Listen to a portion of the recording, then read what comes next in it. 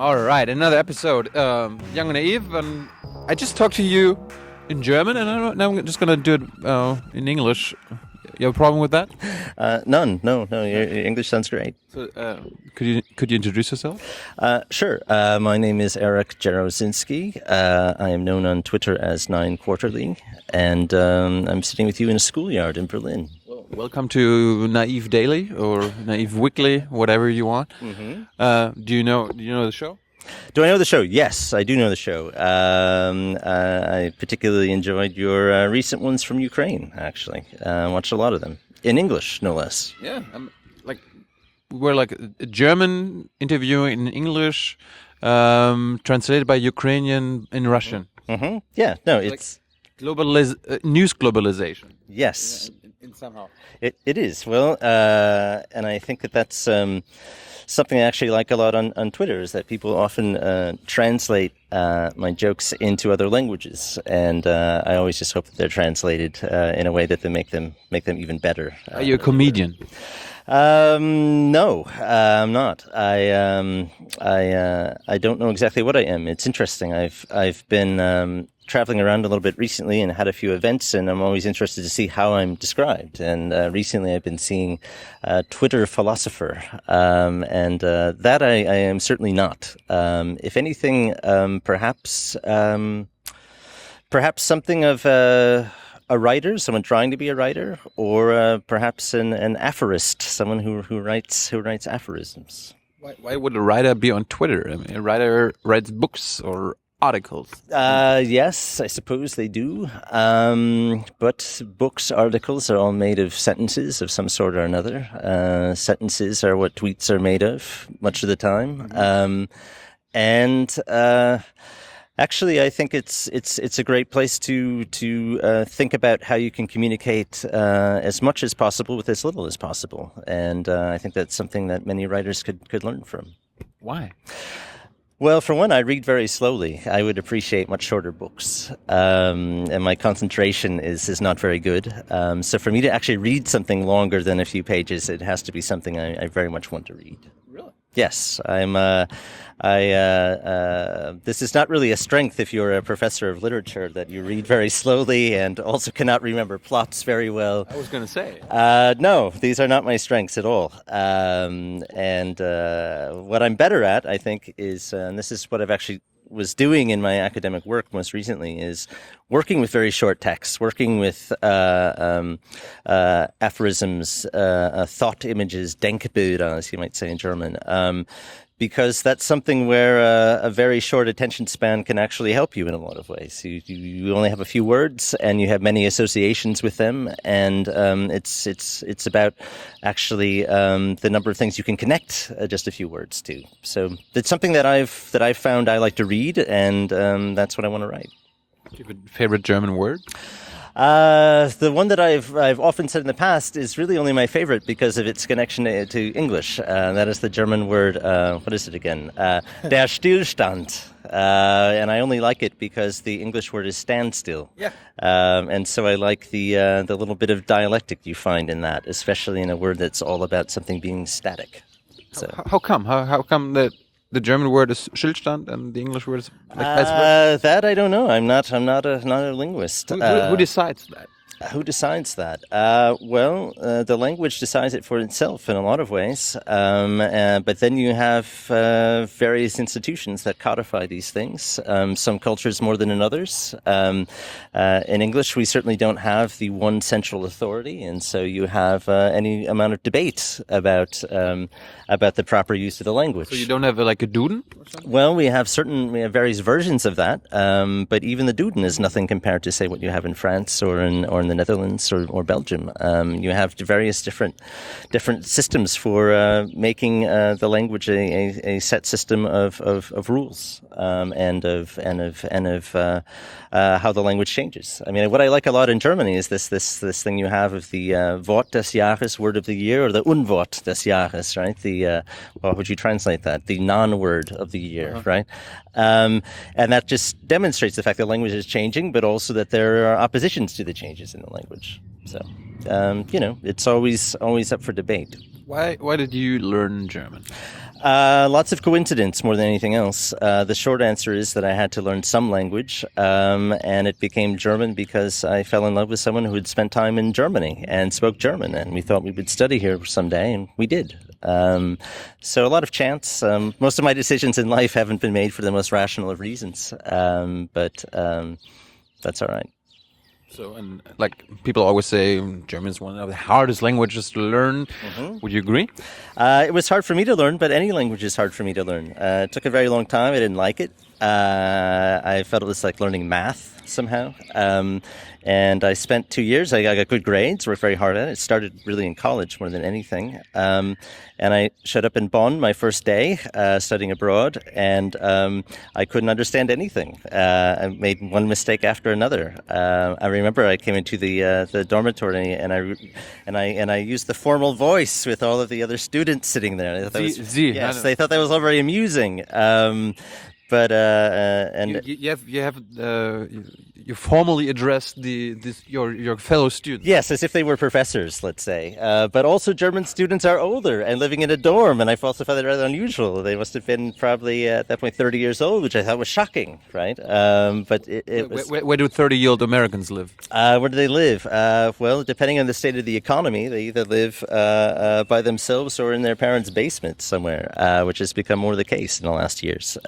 But you could study, at least at that time in the 90s, for quite a bit longer in Germany, and you weren't paying any tuition, and you weren't under the same kind of pressure you are now to get finished more quickly, and that's something that I very much appreciated in a lot of ways, coming from an American system that was all about speed, quickly working on things. It was a very different pace, but of course that's changed here in the meantime as well. Why is speed so important in the American system?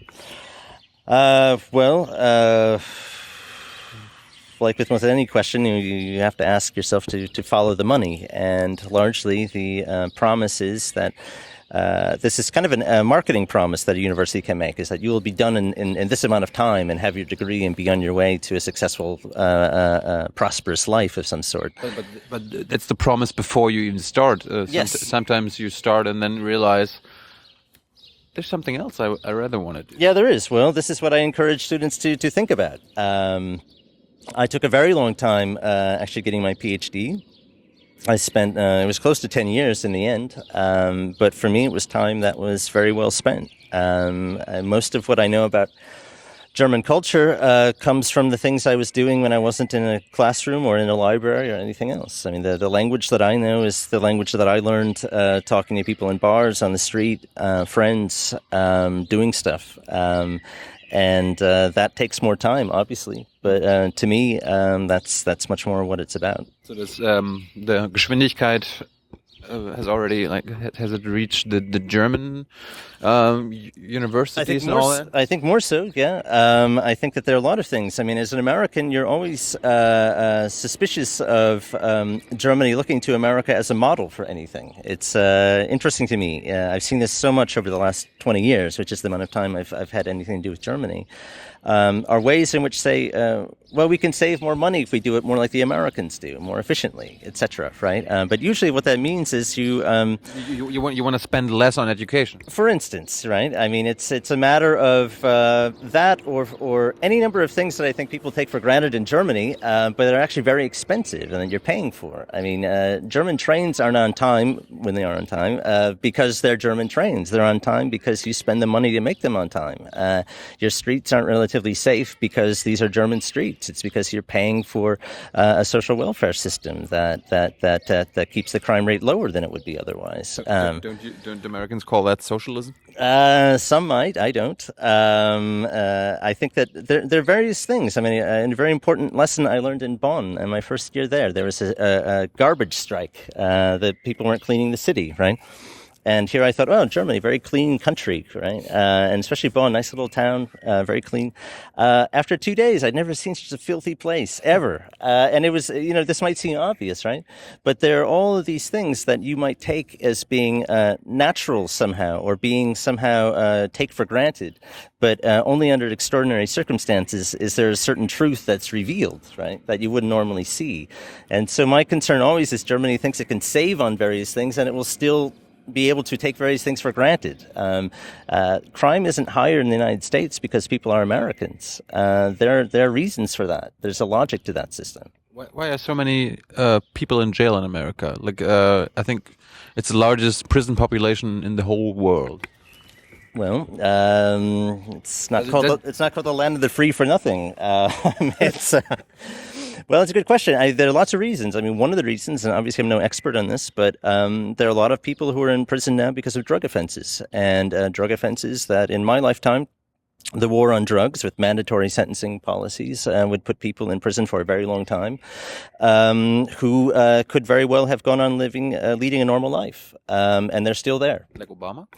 How do you mean? Like wouldn't he still go to jail for things he's done? I'm not sure. There's a statute of limitations, clearly, but in terms of yeah, I guess he said in his book that he's smoked marijuana in the past, right, and inhaled. Yeah, I suppose one could, but there are also other things that are very severe. I know that I was only able to study because of loans from the government, which I'm still paying back and will be for a long time. Really? Yeah, I have a lot of debt, like many of us do, and in fact, most people who are studying now will have much more than I have. But for instance, if you had a drug offense, you couldn't receive student loans of any sorts, financial aid. These are things that existed. They probably still exist. I don't know. But there were some very radical attempts that radical penalties for drug offenses that sold well politically, but practically did not at all have the intended effect. Why do Americans not believe in free education? Well, I think they do in some ways, but it's another question about whether or not that's really possible. There is a belief, certainly in, for instance, libraries, free libraries, for instance. This is something which is extremely important in any number of American cities. My city, Philadelphia, if I'm not mistaken, had the very first free lending library, for instance. There are lots of public education is very important in the U.S. You go to your public school for free. The problem is the quality of your school, because there are various ways in which public schools, for instance, are supported by property taxes, which means by necessity or as a result, richer places are going to have better schools. Universities, though, have developed in such a way that even public universities, like the one that I attended, have become more and more expensive. And for one reason is education is expensive. It does cost money. The question is who's going to support that, and are they going to support it fully? One last comment about that. It's I've always been very happy about the German university system in the sense of how much it's supported by government money, by taxpayers.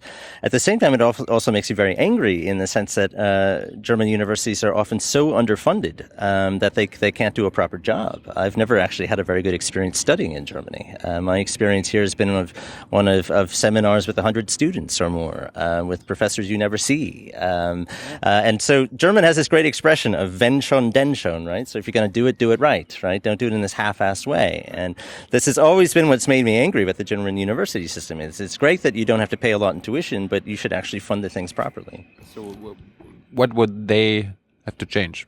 Oh God, I don't know. I go back to the old days. I mean, become less American, or I don't think should American university become more like German university? Well, there is a history there. I mean, much of the American university system comes from Germany. Really? Sure. I mean, American intellectuals, they spent time at German universities in the 19th century. Much of the American university comes from the ideals of Humboldt, of research and teaching. That those things are combined in a university system. The notion of a broad humanities education. These things are all very much related. My point is simply that I always get very nervous when you think that you can save money and somehow still have the same results. I don't think that's ever the case. So you're also a professor, right? I am for a few more months, yes. Do you treat your students differently? Like, did you try like the German approach of teaching? Did you do anything differently? Did your students react? Do I do anything differently in comparison to like to other professors?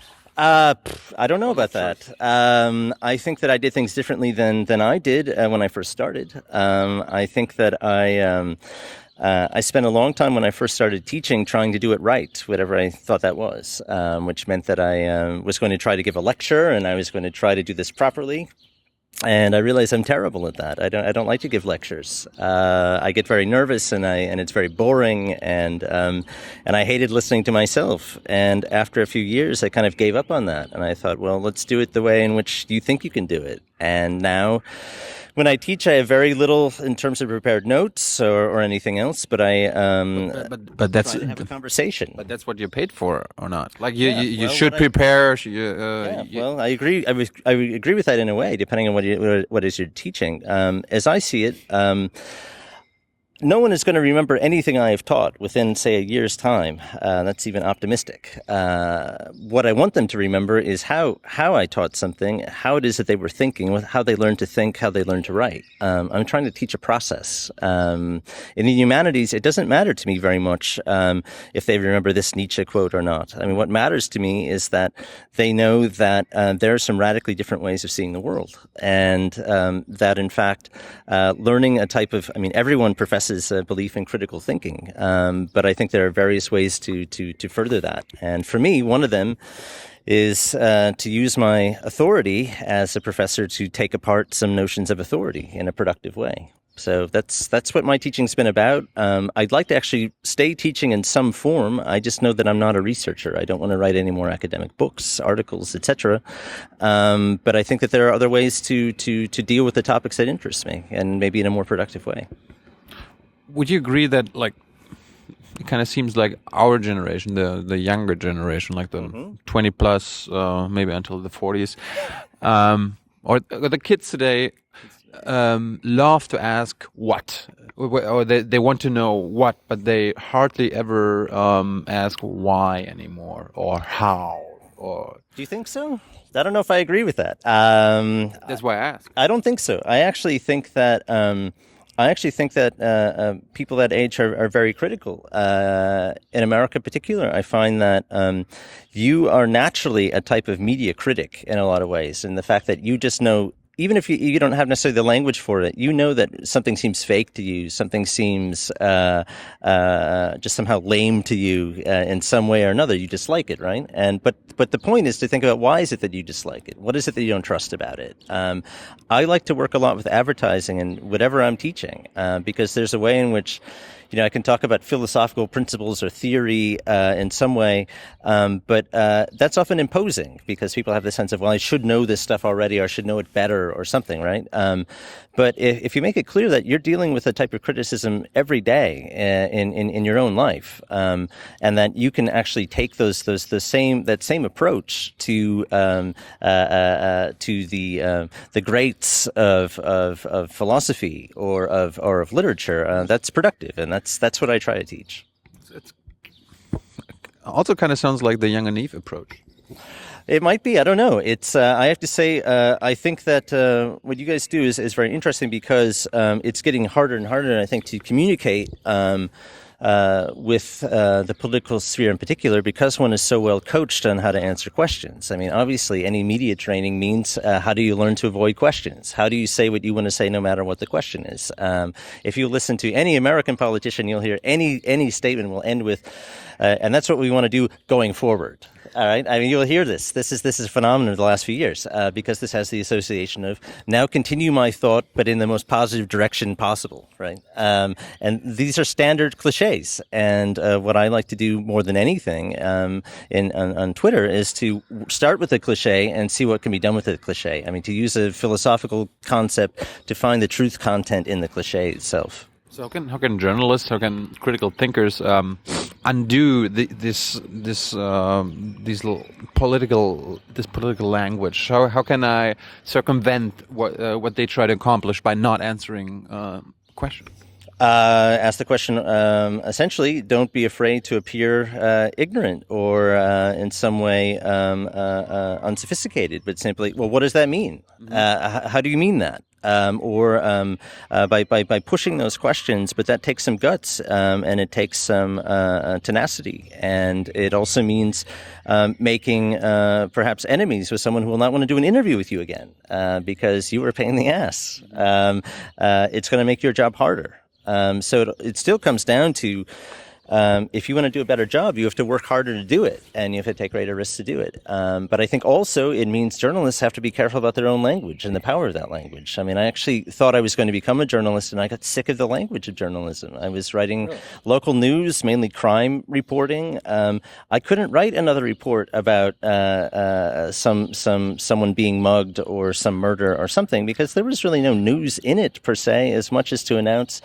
the world is very, very dangerous. Be very scared of it, which was then also easily instrumentalized in political life. I would use these expressions that were standard cliches that I just could not write anymore. And in a strange way, I came to the same point with academic writing and with academic life of having trouble with the language. And so for me to be able to find something that is about talking about language itself or playing with it is something that I actually find some joy, satisfaction in. Why is it anyway that like politicians have their own kind of language, intellectuals have their own kind of language, kids have their own kind of language? Why like with this, all these means of communications now, we talked about Twitter and social media and all that. Why don't we find ways that we have all like a common ground, like that makes everything easier to understand each other? Why can't humanity find a way? Well, I feel like I should get out a guitar now. We could strum a little song about this. Well, that's not the way language works. The world is in fact complicated, and specific language is there for a reason. Also, there is a shorthand that's part of this. There's a different language you use in a different context, and I think that makes sense. I understand that. I don't think that, for instance, the academic writing I was trying to do is worthless or meaningless.